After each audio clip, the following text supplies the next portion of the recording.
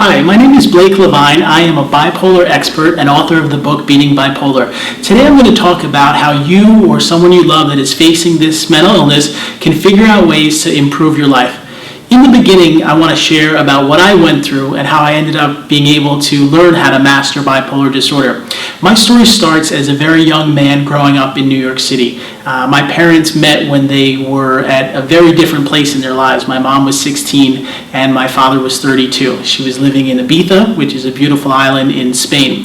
They got together and they ended up moving to New York City and started a relationship. They had a lot of fun and exciting times, but sadly things would not work out really well. They started to use drugs and to fight and really had challenges that ruined the relationship. I started experiencing at a very young age them arguing and fighting, and in fact my first memory is as a young boy watching them beat each other up, and I remember hiding in the closet and feeling just so upset knowing that my two parents were having such problems. They ended up getting divorced, and it was a really hard and difficult time, and my dad is a lawyer, which made it even more difficult for my mom to end the relationship. They had a very tough time at the divorce, and some things were said by my mom which really infuriated my dad. Within a few months from the divorce, my dad would see me on the weekends and my mom would see me during the week, but he was very angry. One day we were walking in New York City, and I was walking down the street with my mother and her friend. All of a sudden a car came up. A big guy got out of it with my dad, knocked my mom to the ground, picked me up, and threw me into the car. For the next 10 months, I was kidnapped by my dad. We went to South Carolina, and I was unable to see her. And I was about 3 years old at the time, but I remember wondering, where is my mom? Is she okay? What is going on? Why aren't I able to have her in my life? I would beg my dad to let me see her, and he would say, okay, we can call her, and once a month we would give her a call, and she'd be screaming and crying, Blake, where are you? I want to know what happened. I'd like you to come back. And all I could say is, Mom, I'm in the greenhouse down the street, come see me. Unfortunately, she had no idea where the greenhouse was and was very sad and upset at this time. In fact, during the 10 months that I was gone, she literally, her life almost ended. She lost about 40 pounds, and she's already a very thin woman. She thought about ending her life, and just losing her 3-year-old son was such a painful and difficult situation. Towards the end of that 10-month time, she had hired a detective and was running out of money, but she still kept the hope alive that one day she would be reunited with her son. As the money was ending, she ended up on one of the last days going to a preschool near where my dad used to work. She went there and was able to find me. She took me out of the school, and I remember the police coming and saying, why did you take this kid? And she said, well, in fact, he had been kidnapped, and she showed paperwork, and we were reunited. And the good news was, from that point on, my mom and dad decided to work things out. They said there's no reason to be hateful, and even though my dad did something so horrible, it was really not worth any of them, ruining each other's lives. My mom also feared that my dad would hurt her, and this was one of the reasons why she chose to make up with him. And I ended up seeing my dad on the weekend and my mom during the week. Now, as you can imagine, for any young person, going through such trauma and challenges at such an early age really, played a big impact. Many kids my age were living in a town, and they were feeling comfortable, and they were starting to learn normal developmental things. They were making friends, they were doing activities, they were in school. I had this feeling of such a high level of insecurity, not knowing if I was normal, feeling as if I was weird, and never really feeling good enough. So what I did to mask all of those emotions and feelings was I started to try to accomplish things. I wanted to have something that I could be doing that would say, hey, he's successful at this, so it makes up for all the things that I lack. I ended up going to visit my dad, and we started out collecting baseball cards, and it was really fun going and collecting these cards. And eventually I went to a game at Chase Stadium, and I met Darryl Strawberry, and I got him to sign an autograph for me. And it was so thrilling. I consider it almost like what it's like to have an orgasm. That was my feeling when I got to meet a baseball player who I really looked up to and was successful and such a talent. I ended up doing with my dad, we would go to games and I would get baseball autographs from some of the greatest players. One day I found out that many of the players that play the Yankees or the Mets stay at this hotel called the Grand Hyatt, and I went there and started to collect autographs from the different players. It was just really fun, and me and my dad had a great time. Over the next few years in New York City, I would go and meet lots of famous people. I ended up amassing the largest collection of any young person. A few of the names of people I met were Michael Jackson, Madonna, Tom Cruise, Paul McCartney, 7 United States presidents, Frank Sinatra, Audrey Hepburn, and you name it, pretty much everyone that was notable at the time. Now, during those years, things started to change. Instead of being an awkward kid that really maybe wasn't stable, people started to look at me as a prodigy. I had a lot of energy, I was really ambitious, I was able to network, and it was really starting to look like my life would do very well. In fact, I started to get media attention, sharing about the stories and experiences meeting different famous people. I appeared on Entertainment Tonight and CNN and The Maury Povich Show and a lot of other places talking about these experiences. In fact, at 14, I was asked to write a book, and I published Okay Dad, You Can Take the Picture, a young man's quest for autographs of the famous. And I talked about all the fun, exciting experiences meeting these people along with pictures. And during that time, people didn't notice that anything was wrong. I had lots of energy and really was channeling it into things I was passionate about, but I was good in school, I had friends, and life seemed okay. The next year, things would really dramatically change. I moved from Marlborough, New Jersey to a town in Long Island, and I never really felt comfortable. The kids would pick on me on the bus, they would start fights, they would call me names, they would punch me and really try to put me down. And I went from living in a safe community where I really felt supported to not really feeling comfortable at all. Then one night I felt a pain in my head. I described it like I was bleeding in my brain. And I went to my mom, I said, Mom, I need to go to the doctor or the hospital, my brain is bleeding. And she was very concerned. She called up our primary care doctor and said, listen, he's probably fine, it's probably just some type of fear, let him go to sleep, give him an aspirin or a Tylenol and call me tomorrow. I kept persisting. I kept saying, I'm dying, and this went on for hours. And eventually my mom decided to take me to the hospital. We went to an emergency room at one of the Long Island hospitals near our house, and when I went there, they talked to me and they discussed about all the things I was doing, promoting my book and talking to all these celebrities and doing all this stuff. And they could tell that I really was not stable. They said to my mom, we think Blake might have some other type of illness. Something is wrong with his brain. We want to keep him in the psychiatric unit overnight. And I'll never forget the feeling as they walked me down the hallway into a locked unit. They put me in a room. My mother said goodbye and she started crying as she walked out of there and knew that her 15-year-old son would stay in that unit. Within a few weeks, I was diagnosed with bipolar 1. They said that a lot of the behaviors and things I had done illustrated having mania, and that I was in fact in a manic episode. They prescribed me medicine, and for the next couple of weeks I was in the hospital and met all types of different people struggling from emotional issues. A few weeks later they would release me, and I would go back into the community, but I really wasn't stable. The medicine that they gave me was not working, and within a few weeks from then I would go into another hospital.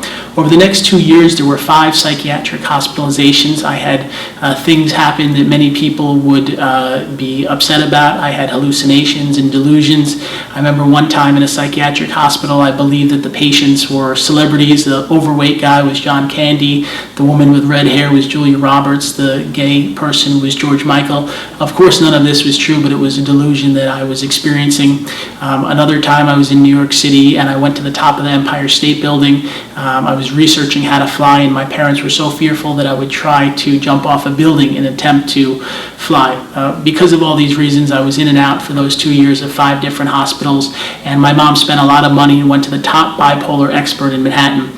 He looked at her and the file on me and all the things that had went on and said, listen, your son will probably never finish high school, he'll never have a job, he'll never be able to get married, he'll never be able to work. Just accept that a group home or a permanent psychiatric hospitalization is his future. Now my mother, who had lost me to a kidnapping as a young child, wasn't going to accept that her son, who had done so much and had been doing so well in his life, that my time in life, living as a successful person was over. She continued to do whatever she could, reading every single book and article and all the things that were out there that discuss and educate about bipolar disorder. She found a psychiatrist who she spoke with, and the woman, whose name is Dr. Amy Corrine, said, listen, I do think there is a chance that Blake LeVine could build himself back up, and with the proper medicine and taking a slow and steady approach, he could one day, be able to live a successful life. She found a medicine at the time which was new called Zyprexa and Depakote, and that's the combination she put me on. Within a few weeks, my thinking became calm, and I realized that I really had almost lost everything in my life. I knew how hard it was to be in and out of hospitals and to, lose my freedom. I prayed to God, even though I wasn't so religious before that, and I asked for a second chance. I decided to take small and slow steps to rebuild my life, and I said to myself, maybe one day I could go out and accomplish the things that I had thought about before becoming sick. I ended up going to a special school provided by the city, and I started to get back, and I ended up finishing high school. I applied to college and was able to go to college and finish. In fact, I was able to go to graduate school and get my master's degree in social work, and I started working with other people facing emotional issues. I'm so happy to say that since then I've also been married, and for the last number of years, 10 years, I've been with my wife. We've been married for 7. We have a 4-year-old daughter who's doing amazing and is the most beautiful and special girl that you could ever imagine, and we have another child on the way due in a couple months. So what I want to share with you, and the reason I talk about my personal story, is I want you to know there is hope. And if someone you love, whether it's a family member or a friend or even yourself, have bipolar disorder, it doesn't mean that it's the end. Now, I talked a little bit about this, but I want to give you tips and techniques and tools that have allowed me to live a successful life, because when you are diagnosed with a mental illness, it doesn't go away. I wish that you could just take pills or do something and it's gone, and you would never have to deal with it. But the facts are, when you are given a diagnosis, for the rest of your life you have to work on it. But together with some of the tools I provide today, you can learn how to make progress and to make your life better, and the outcome doesn't have to be hospitalizations for the rest of your life, or not being able to have friends, or not function. And what I've become is a bipolar author and coach and social worker, and I help other people that live with this condition, and I work to give them outlets. So by making this for you today, I want you to be able to see some of the lessons and tools that will help you. I want to first start with accepting having a diagnosis. Many times I've worked with people and they feel angry. They get diagnosed with bipolar, whether it's bipolar 1 or bipolar 2 or a different type, and they don't want to accept it. Saying to themselves that they have a mental illness is very hard. In fact, many times people are teenagers when they're diagnosed, and it's so hard for them to look and say, you know what, I was okay before, I was living a normal life, I got sick, and now I have a mental illness that I have to deal with for the rest of my life. The good news is that doesn't have to be the end. When you have this diagnosis, it is not the end of your life. What it means is you have to take steps to work towards recovery and getting yourself healthy. Now, by accepting it, what you're doing is allowing yourself to take proactive steps. When you have a psychiatrist, which is always recommended, they can work with medication to help you and to give you something that'll balance your brain. Often what happens for those of us with bipolar disorder is we are not in balance. When we go towards mania, we can do things like spending lots of money, not sleeping for days at a time, gambling well beyond our means. If we're a man or a woman that's usually cautious with sexual partners, we might end up having sex with tons of people.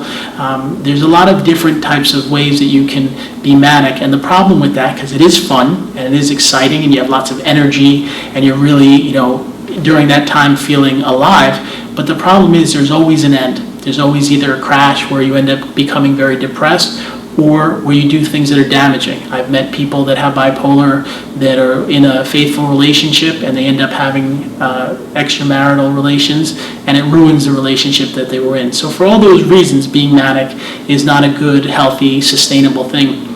On the other side, there's depression. Now, what happens with that is people end up losing interest in the things they're passionate about. It might be being with their friends, or going to their job, or school, or being able to get out of bed. Many times people with depression sleep for hours and hours at a time, and they lose the passion and excitement that they've had before. So one of the ways you can deal with bipolar is accepting that you have it and admitting, have you had manic episodes? Have you had depressive episodes? Because those are signs and symptoms that you do have this illness.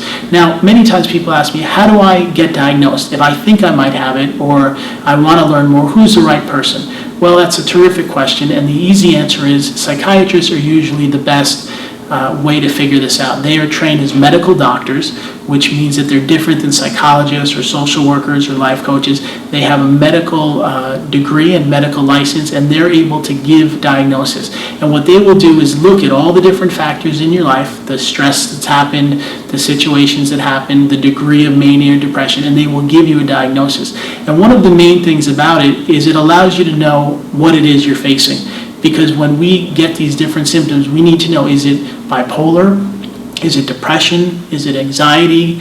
Is it just situations that have happened in our lives? Maybe we're, haven't been sleeping for a week. Whatever it is, you want to be able to look at it and figure it out. If you don't take the right steps to get diagnosed, it makes it even harder. Another terrific tool is learning how to get support around you. Now, I work as a coach, and many of the people that come to talk to me really want someone in their corner. What I do is I'll help them, I'll listen to them, I'll provide answers, I'll let them bounce ideas off of me, we'll set goals, and we'll work towards being successful.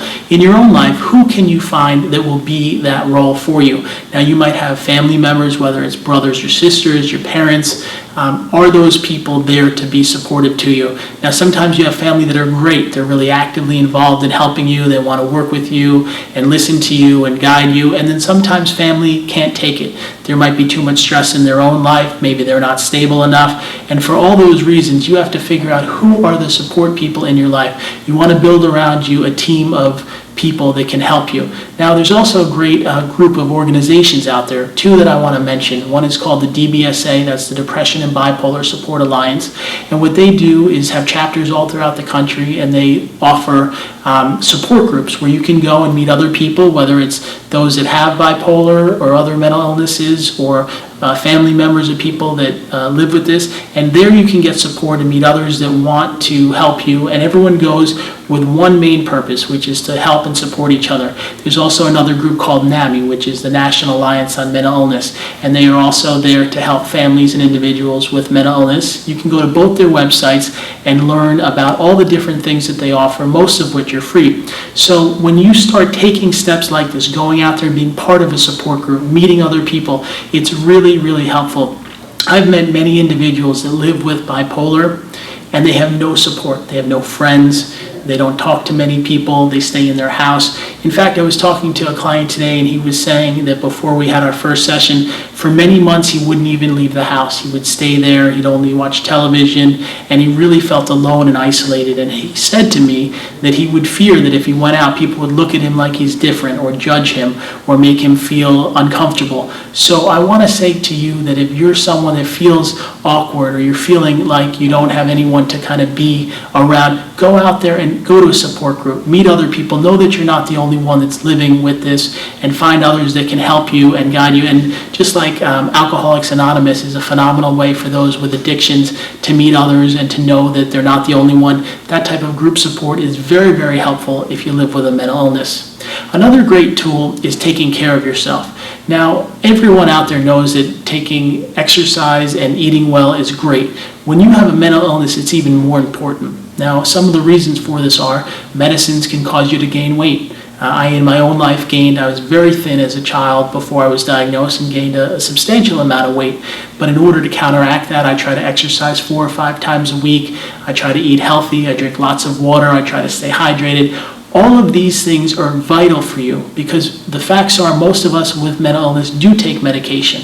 We have to deal with the fact that the medicines impact us, and a lot of us take them for the rest of our lives. So we have to figure out ways to counteract and keep ourselves healthy. Now, some of the key things are knowing what your triggers are. I know in my own life, if I have a big bag of Cool Ranch Doritos or Oreo cookies in the house, if it comes about 9:30, 10 o'clock at night, I'll go in there and have way too many. And I've learned that it's not healthy for me to do that, so I'll keep them out of the house. And that allows me to figure out other things to snack on. I might have rice cakes or light popcorn or things like that. In your own life, what can you do to limit the excessive amount of food? And the problem is, food is something we all need. If you have alcohol or drugs or things like that, you can stay away and never do them. We all need to eat. Every one of us needs energy and needs food to be able to have the fuel to live a healthy life, but you have to make good choices. And the problem is, if you do gain a ton of weight and you don't take care of yourself, there's other problems that you can have, such as diabetes and things that really make life harder. So I want to say to you, if you're facing a mental illness, you should go out there and try to take care of yourself. Plus, going and exercising is phenomenal, whether it means, walking or jogging or lifting weights. It's really, really helpful to get your body stronger. In fact, it also helps your mind. Your mind releases endorphins, and it allows you to really be healthier and more in connection with yourself. So these are some tools that you can use to make some good steps. And another thing I want to share about is being able to open up. I've had a lot of clients call me and they say that they've never told anyone this. Maybe they have phobias or paranoias or delusions, and they worry what people will think about them. They fear that if they tell their psychiatrist or they tell their counselor at school or they tell their parents, they're going to be judged. The facts are that it's nothing to be ashamed of. If you have these symptoms or these feelings, it doesn't make you a lesser person. It doesn't make you someone that's not good enough. It means you have a medical condition you have to deal with. It's almost as if someone had cancer. If someone is diagnosed with cancer, no one looks down on them and says, "Oh, well, look at them, they have cancer," or "Oh, wow, they have their head has to be shaved and they have cancer." No, people will understand that you have this mental illness. And in fact, when I was first diagnosed about 17 years ago, I remember having this really big anxiety. What are people going to think? Are they going to look at me different? Are they going to judge me? Are they going to put me down? And I was really, really fearful. I was very happy. After a couple of months, some of my friends, I went and admitted to them that I had this, and they were very supportive. But these days, it's okay to be honest with others about having a mental illness. Here in California, after I wrote my book, Demi Lovato, who's a singer, who's been on a number of Disney shows, she read the book and she supported it, and she's also admitted openly that she has bipolar disorder. Catherine Zeta-Jones, who's a very famous actress, married to Michael Douglas, admits that she has bipolar. These are just two of hundreds of people that have done a lot with their life and been successful. So if you do have this diagnosis, it does not mean it's the end of the world. It doesn't mean people are going to judge you. And think of it in this way. You didn't choose to have this. You didn't wake up and say, "Okay, well, here's what I'm going to do today. I'm going to be bipolar." No, you had to face this. This is something that came into your life. And we have a decision we can make. When something comes into us, we can handle it and deal with it, or we can put it under the rug and pretend it's not there. The problem is when we do that, when we swipe things under the rug and leave them there, they get bigger and worse. And you have a decision to make today. Do you want to take proactive steps to get yourself healthy, to get yourself feeling more able to handle your situations and to lessen your level of stress? So another thing I want to share about is relationships and bipolar disorder. One of the most common questions I get is, can I have a boyfriend, a girlfriend, or a husband or wife if I have bipolar disorder? Well, one of the first things I want to share is in the Alcoholics Anonymous program, they talk about you getting sober and being healthy for a decent amount of time before you start a relationship. And I believe the reason they do that is they want you to be able to handle your own life before you start getting involved with someone else in a relationship. What you can do in order to have good relationships is get yourself healthy, get on a stable medicine, be in therapy, work on yourself, be able to feel good about who you are. In my own life, I was healthy for about a year, and I ended up meeting a girl at a party, and we started dating. I remember feeling so nervous and wondering, what if I tell her that I'm bipolar? Is she going to judge me? Will she end the relationship? And I actually waited 3 months. We were dating for a while before I actually admitted to her that I had bipolar, and I was so nervous, and I was thinking, what is she going to say, and is this going to be the end, and is she going to be mad that I waited? And I will never forget her response. She looked at me and she said, "Blake, you're a nice person, you treat me really well, we have a lot of fun together. I don't care that you have bipolar. You're just as normal as anyone else out there, and it doesn't matter to me." And literally from that, I felt so alive and so happy, and we ended up dating for a couple of years. We broke up, and we're still friends today. But that first relationship gave me the confidence and the courage to know I could be lovable and I could be in a relationship. I now am married to my wife for many, many years, and we have a great relationship. And in fact, I think we have a better relationship than a lot of people without mental illness because I work at it every day. I do my best to treat her kindly, to do both of our responsibilities, and to be there for each other and support each other. So if you have bipolar, it doesn't mean you can't go out there and date and have a girlfriend or a boyfriend or a husband or a wife, but you have to take steps and get yourself as healthy as possible. And the good news is Many people are accepting. They're willing to be with you if you are a good person. And I encourage you, no matter how healthy or stable you are, start thinking about getting yourself stronger so that you one day can put yourself out there and be with other people, and know you don't have to live your life alone or isolated. And there are ways to, make yourself a little healthier before you go out there and start being with other people. There's another lesson that I learned that is really important, and it's one of the vital things I use in my life, and that's having hope. I remember when I was diagnosed and really not stable and had been in and out of hospitals, and that doctor said to my mom, "Oh, he's going to be in a hospital or a group home forever." And there was a minute there where I was going to lose hope, where I was basically going to throw in the towel and say, you know what, I'd just been through 5 hospitalizations, I'd been for months at a time, locked in a unit, and I just, everything I had in my life was taken away from me, the success, the book, the friends, school, everything was gone. And I made a decision that I was going to have hope.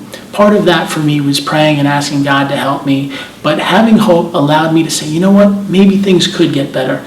Maybe things can turn around. And that lesson of hope can be used in your life no matter what you experience or what you go through. When you have hope, you can accomplish things. Now, people say to me, what does hope do? Does hope solve my problems? Does hope solve all the answers? And the answer is no, but here's what it does. When you attempt to do something, and you get something that happens. Maybe you try to accomplish something but it doesn't work, or maybe you do something and it fails, or maybe someone hurts your feelings. By having hope, you can continue. You can keep pressing forward. And many of the most accomplished and successful people in our world, they were able to keep moving forward in their lives. I like to share this story about Thomas Edison, and he created the light bulb. Now, he has failed thousands and thousands of times before he succeeded, and what he did lit the room that I'm in today. So I want to say to you at the end of this section, have hope, and remember that you can keep moving forward, and if you'll just take the right steps, you can see your life get happier and healthier.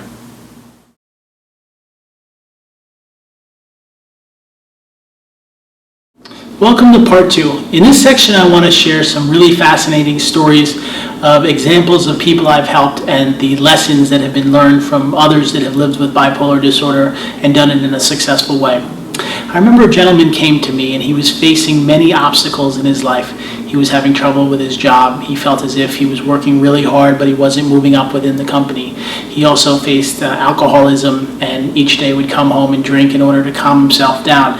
And he also, mostly in the springtime, would get very excited and start spending lots of money. He would go down to Atlantic City and gamble, and he would also buy lots and lots of lottery tickets. And he said to me, how do I handle all these situations in my life?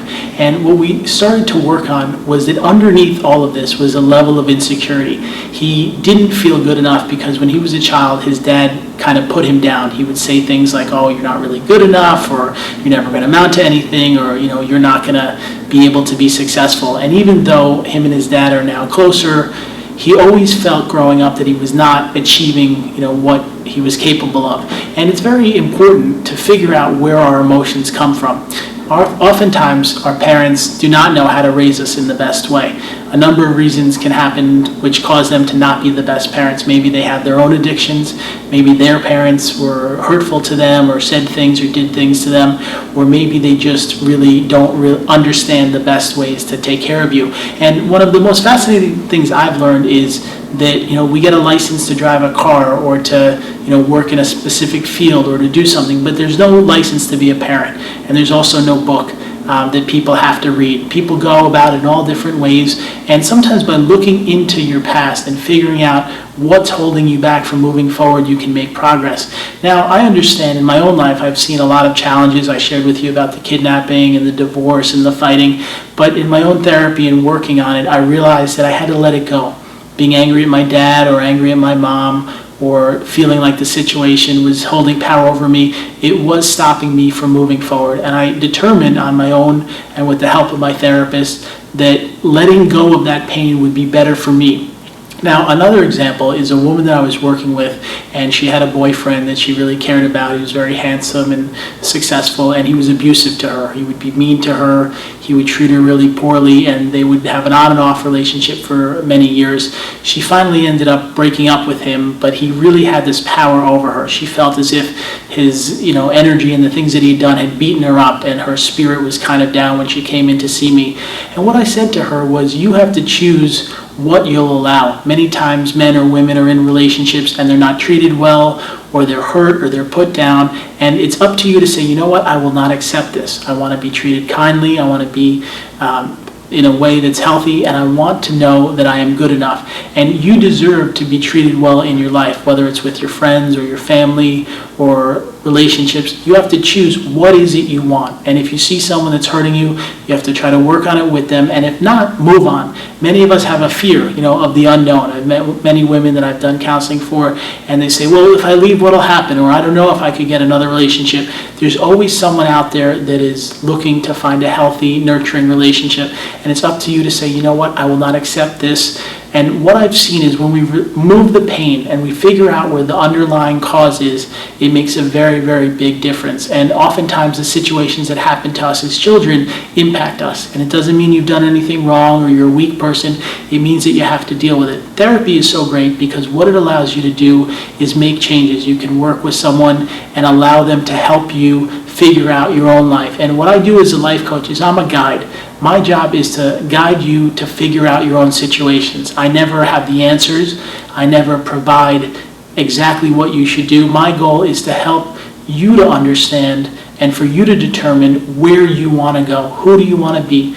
Another situation that comes up a lot is career. People feel stuck. They say, well, my mom says I should be a teacher. She's always telling me I should be a teacher. It's secure, it's stable, but they want to be an actor. And they've always dreamed about that. The problem with that is if you go into the acting, it is a challenging career, and while you're trying to build that up, you're going to face people that are going to look at you and say, well, it's hard, or not everyone succeeds. But you have to decide what it is you want for your life. I live here in Los Angeles, and one of the best parts of being here is many people have come to succeed in their own lives. They've set out to achieve what it is they have in their heart. And I'm not going to say it's easy or simple or it's an overnight process, but if you'll work on your craft and you're really gifted, whether it's as an actor or a writer or a dancer or a singer, you will see success. I've always wanted to write in addition to the coaching, and I've written a number of books. Some I published myself. It took me about 10 years to get my first book published, which is called Beating Bipolar, and it's a great guide for families and individuals that live with the illness. But what kept me going and kept me moving towards it was I really wanted it, and I wanted to see the success happen, and I wouldn't give up until it was attained. And in your own life, you should not give up on your dreams and your goals and moving forward. And you can't let situations that come up block you. Unfortunately for all of us as human beings, the last number of years have been challenging. Since the recession hit in 2008, many of the things that were abundant in the U.S. and the world have changed. There aren't as many great jobs available easily. There's not money everywhere as there used to be. So what I want to say to you is this is a reason for you to really build yourself up and get yourself healthy. Because it used to be in the old days, maybe you could just slide by and make a living and be successful. But today you have to work hard. You have to be confident. You have to be able to keep pressing forward. And we all are going to sometimes get situations to knock us down. And if you live with bipolar disorder, it makes it even harder. I just had a call from someone today and they said, here's what I'm going through. I lost my mother. I have a really stressful job, which is very hard. My wife has mental illness. She lives with depression, and I have 3 kids. Now, obviously, hearing that is so much to face. But by her and him getting help and working on it, they were able to make the situation better. So when you have support and guidance, it makes things a little easier and a little bit happier. I want to talk in this section about some of the tools that you can use to allow yourself to make progress. One of the most important things I've seen is doing research. Now, many times, I've read a lot of the books about bipolar and articles because obviously this is what I do. But in your own life, you want to become educated and you want to learn about the different things that are out there. There's a great book by Patty Duke called, which shares her, I think it's called A Girl Called Anna. It's a great book. Kay Redfield Jamison is an expert. She's a psychologist that lives with bipolar disorder. She has a number of books she's written. And when you start to read these things, it allows you to have insight. And I've written my own book because I wanted to share the lessons and stories that have impacted my life and will hopefully help you. Because when you take the time to learn about what you're facing, it makes it easier. Now, another situation that's important to figure out is, how do you manage money? For many of us, having our finances is a very stressful situation. We might have not that much coming in and lots of things like a phone bill or rent or a house payment. If we have children, we have to sometimes pay for school or camp or clothes. There are a lot of things that can be very stressful for almost everyone. When you have a mental illness, it's even tougher. Now, sometimes I think when I work with people, they have to figure out, are they capable of doing it?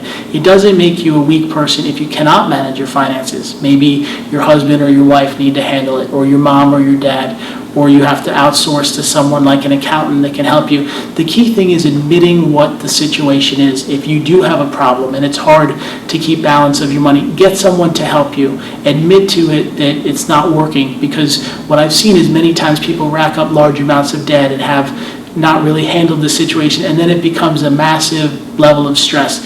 If you owe $50,000 and you don't have a lot coming in, it's very, very hard to handle it.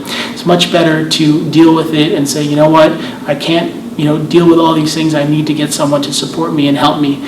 Another lesson is, if you have things that have happened, maybe you have debt, or maybe you have gotten in trouble with the law, start to say to yourself that you are ready to make a change. You don't have to continue going down that road. Life is about choices, and you always can make a choice of what you want to do. If you have $50,000 worth of debt, yes, it's challenging and hard, but there's a number of options. You could go bankrupt, or you could figure out how to slowly pay it off. You could make a plan to make progress in that. But the key thing is to know that any situation that comes up can be handled if you'll take small and steady steps. I remember when I was first getting healthier, I felt like there was so much to do. Before I was sick, I had written a book, I was on TV shows, I had tons of friends, I was in school, I had so much going on. When I got sick and was ready to rebuild, I had to take small steps. I remember many of my friends were really smart and they were going to Columbia and Harvard and all these great colleges, and I had to go to a community college. Now, the good news is eventually I was able to finish there and do well and go to a better graduate school, but I had to accept that I wasn't ready for that high level of pressure and stress. In your own life, what are you ready for? Maybe you can take a job 2 days a week. Maybe you can do dog walking, or maybe work in a store, or do some computer work. Whatever it is, anything that moves you forward is very helpful. And you have to realize it doesn't make you a weak person. If you can't handle working 9 to 5 days a week, that doesn't mean you're a bad person. We all have to look at our lives and our abilities and our talents and figure out what's going to be best for us. Now, many times we feel everyone else is doing something, they're working, and we're not capable of that you're a lesser person. That's not the case at all. And in fact, I've met many people with bipolar that are on disability and are unable to work.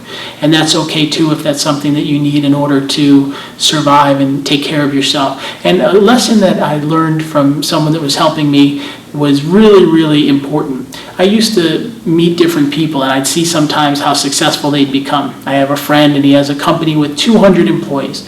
I have another friend that owns a number of restaurants and makes a huge living. And I remember when I was younger thinking, well, they have more than me, or I used to know them growing up, and they're so much more successful. And the person told me this very, very key lesson. You don't know what's really going on in their lives. Yes, maybe they have more money, but maybe they're not as happy. Or maybe their relationship with their girlfriend or wife is not as good.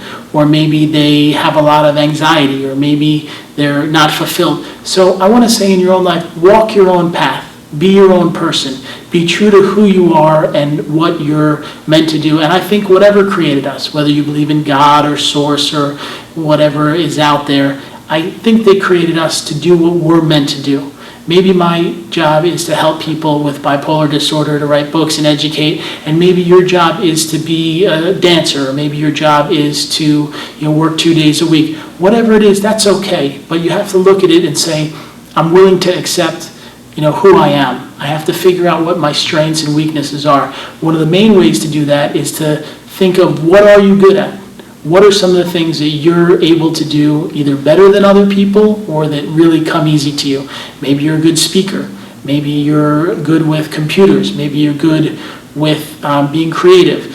Figure out what your talents are and start to nurture them and work on them. Another great lesson I've learned is to be open to new experiences. Many times when we're hit with a mental illness, we feel like closing down. We don't want to meet new people. We don't want to go into new situations. We feel like we've almost been beaten up because it's so hard to be hospitalized or to, be feeling insecure. But when you start to get yourself healthy and you put yourself out there and you meet new people and you start to make friends or you go to a support group, what you're doing is you're allowing your life to get better. And unfortunately what I've seen is there's been a dramatic change in the way people communicate. I remember years ago, my friends and I would talk on the phone every day, or we'd go over each other's houses every day. And these days, even many clients text me and they say, hey, can I call you today or can I call you tomorrow? People are on Facebook. But there is something very, very valuable about human contact, about going into a deli and saying, hey, can I have a sandwich? Or going into a store and, buying a t-shirt, or, going and being around other people. Because yes, it's good to communicate online and use some of those technologies, but you also have to have that one-on-one, face-to-face interaction, because there's something we get when we're with other people, when you can look someone in the eye and say, hi, it's good to see you. And those support groups are a great tool. Wherever you live, within a 30-mile radius, there is a support group near you. That means, that you can find others that will listen to you and support you and then know what you're going through. One of the hardest things to live with when you have a mental illness is that you're, alone, that you're not really around others that understand what you're living with. That doesn't have to be the end result for you. If you will go out there and meet other people and interact with them, you will feel so much better. I know myself, I go and do talks at a lot of these different support groups in a lot of locations, and it's such a great feeling being around others, talking about my experiences. There's also many programs that they offer that allow you to share your story. Maybe you can, once you're healthy, help others. There's a great value in being able to get through something and then going on and helping others who are in that situation. And part of why I wrote the book was I remember when I was sitting in the hospital and I was thinking, am I going to get through this? Is my life over? And I was really sad because I had a lot of hopes and dreams and goals and passions earlier in my life, and it was all gone. When you're in 5 hospitals, you don't have anything. You've lost pretty much all of the good that's come into your life. And I just remember thinking, are there other people out there that have this? Do other kids go through this? And for a long time, I felt like I was the only one, but there are so many of us that live with these different situations and problems, and go out there and meet others that are living with this, so you don't have to be isolated and alone, because you're not doing anything wrong. When you're diagnosed with a mental illness, it's a health condition like anything else. And the good news is the situation is improving.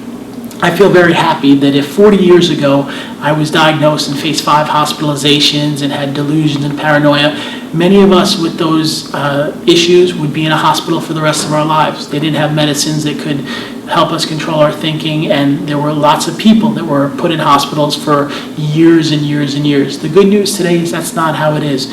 Most of us that have a mental illness can get on medicine and have therapy and lead productive lives. I meet so many people that call me up with bipolar that are married, that have good jobs, that have friends, that are succeeding in their lives. I watch on television as people become superstars. Demi Lovato, just a few years ago was facing all these conditions, bipolar and cutting and so many different issues, and now there she is on The Voice, and she's doing so wonderfully.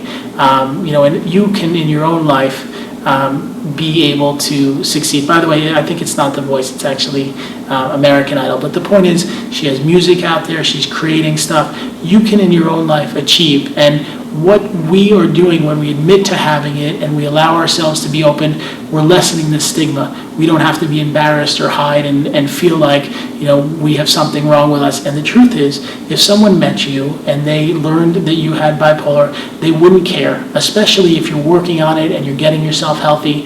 And one of the key things is to know that life improves when we work on things. If you just hope it'll get better or try to pretend like it's not really there, it doesn't usually improve. When you take the steps to work on your life, it makes your situation better. Now, I know that some of you watching this might not have bipolar disorder. You might not be living with this condition. Maybe you have a friend or a family member, or maybe you don't. The good news is when you work on your life, when you take steps to get yourself healthy, it makes a difference. Even all the tools that I shared today, you can use it no matter what is happening in your life. Being able to exercise and take care of yourself, and even getting a therapist to have an outlet. So many people in our modern society have a lot of stress and have a lot of situations that are hard to deal with.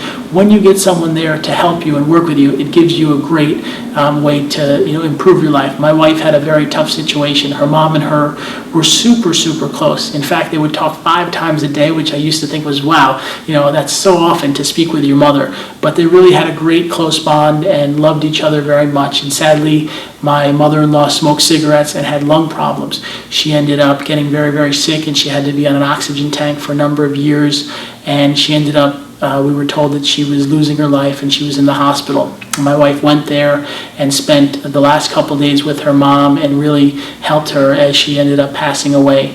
But the key thing I said to my wife is, you don't have a mental illness and you don't have the same thing I do, but you have to work on this. If you just pretend like you're okay and the loss that you're mourning is going to get better, it'll be hard. And we have a child and we have a lot going on. I got her to go to therapy. She started working with someone, and what it did was really, really special. It gave her someone to understand her, to let out all the feelings, and she didn't have to worry. For example, if she were to say to me, oh, I'm feeling horrible, I don't know if I can continue in my life, I'm feeling like giving up, that would be really hard for me as her husband to hear. For a therapist, it's easy. That's what the therapist does for a living. They're able to handle that and work on the situation. So that's just one example of a healthy person that faced a stressful situation and using the benefits of therapy. In your own life, would you benefit from getting help? If you're in a school or in a job, you probably have the ability to find help. Many types of corporations offer through their insurance, you can find a therapist. Or if you're in school, they often have guidance counselors, or colleges have departments where you can find help. And one of the big things I've realized is we have to take steps to handle situations. A very alarming thing has happened in the U.S. in the last number of years. There's been these horrible school shootings. And I hate even mentioning it because it scares me and it scares anyone that works in a school or has children in a school. But the thing I feel is those kids that do those horrible things, they don't have support around them. They don't have people that care, and they don't figure out how to solve their problems. They figure that they're angry, or maybe people put them down, or whatever their justification is, rather than dealing in it with a healthy way and figuring out how to improve their life and get to be more stable, they take horrible action, and that impacts all of us. I know myself, if I go to a movie theater, I have to think about that person that went in there and hurt people, and that makes it really, really sad, because movies are a wonderful experience, and we shouldn't even have to think that. When I send my child to school, I shouldn't have to worry that some child will go and hurt her there. Now, for all these reasons, it's important for all of us to improve our mental health. No matter where you are in your life, it's important to take steps. If you see a child or someone that's really doing bad, go out there and offer them help. Say, listen, you seem like things are hard. Do you need someone to talk to? Can I help you find, services? Can I help you figure out ways to improve your life? And sadly, this is the reality that we live in, but it impacts all of us, and I encourage you to take positive steps to make life better, because we are one community. It's a big world, but we're all impacted by each other. And when we help those with mental illness or without to make positive changes, we're helping ourselves, because we all want to be in a society where we can walk around and be, safe and comfortable and not have to worry about these terrible things that have happened. And I think one of the key things too is many times we hear in the news, he hurt someone and he's bipolar, or this person's going to jail and they're bipolar. And we have to know that that's not the only side of the coin. There are a lot of people out there that are doing well in their lives. There's many people that you never hear about that are just going about their lives and being successful. And my wife gave me one of the nicest compliments I've ever heard. She said, Blake, I wouldn't even know you're bipolar if I didn't, know about your background and read your book and have you share all the things that happen. I wouldn't even know. And that's the best gift I can give, to my wife is that I want to be as healthy as possible. I want to be as normal as possible. I want to be just as good of a husband as anyone else. And there's a key thing that's really helped me in my life. There's been times where things are hard or I have a challenge, and I've always taken this and remembered it in my heart. Bipolar has actually been a very big gift for me, because what it did when I was about 17 is it allowed me to look at all aspects of my life. Before I got diagnosed, I was successful in achieving things, but I really wasn't a great person. I would put people down. I would be kind of difficult. I had an attitude. I had an arrogance. I thought I was better than people, and that was a really bad thing. I wasn't a great person. Once I got diagnosed and I had to look at my life, I started to change who I was. I became nicer and caring, and I started helping other people, and I learned to be someone that's generous and kind to all people. What it's done is allowed me to become a better person and to help others and to learn that I can be the best possible person I am capable of. Another thing I've learned, even in a relationship, I try so hard with my friends and with my wife to be good and to help them and to listen and to minimize fighting. And I now have a child, and I love the fact that she has a great calm household where we're always having fun and enjoying each other, and we don't yell a lot and have a stressful, tense time. And that's one of the best gifts I can give her, because when I was a child it was stressful and there was screaming and yelling and fighting, and she has not even experienced that, and hopefully she never will. So what I would say to you is, if you or someone you love faces a mental illness, it can end up making all of your lives better. By looking at ourselves and taking positive steps, we can find our situations improve. We can figure out how to be more alive. We can live in ways that are healthier. Just waking up every day and knowing that I should go out there and do exercise or try to eat well, and have a positive attitude. It helps so much. Another one of the final things I want to share tonight is finding things that encourage you. I am someone that believes that all faiths have value. I'm not here to say that one religion or way of thinking is the only way. I think that many of us, can find different ways to get ourselves to feel alive and be successful.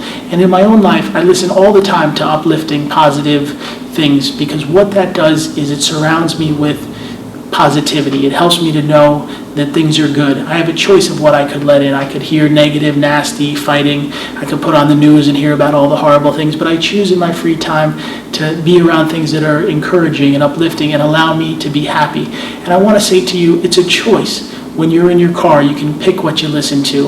When you're watching television, you can choose what type of programming you watch. When you're even on your computer, there's all different options out there.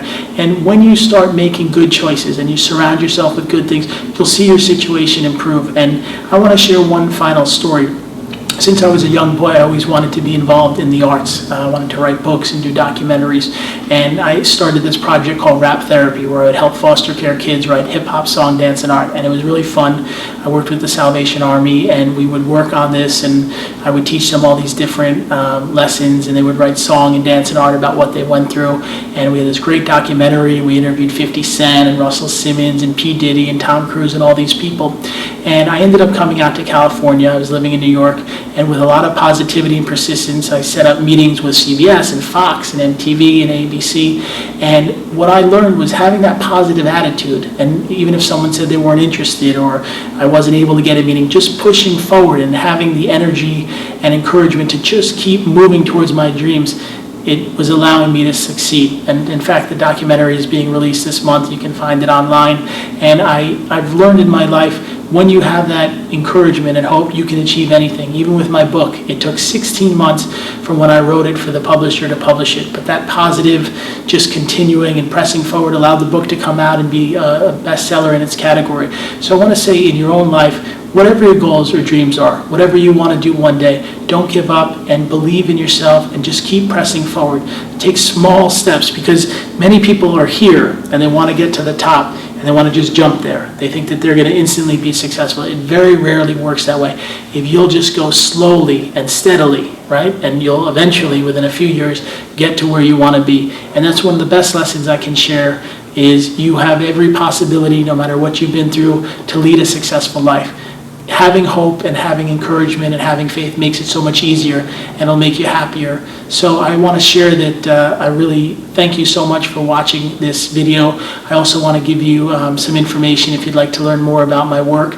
I have a website called bipolarauthorcoach.com. That's bipolarauthorcoach.com, where you can find out about the coaching that I do. You can also find my book on any website, or it's also available in most stores. It's called Beating Bipolar. And please know that you don't have to face this alone, and with the right steps and the right slow and steady mentality, you can overcome bipolar disorder and live a healthy and successful life.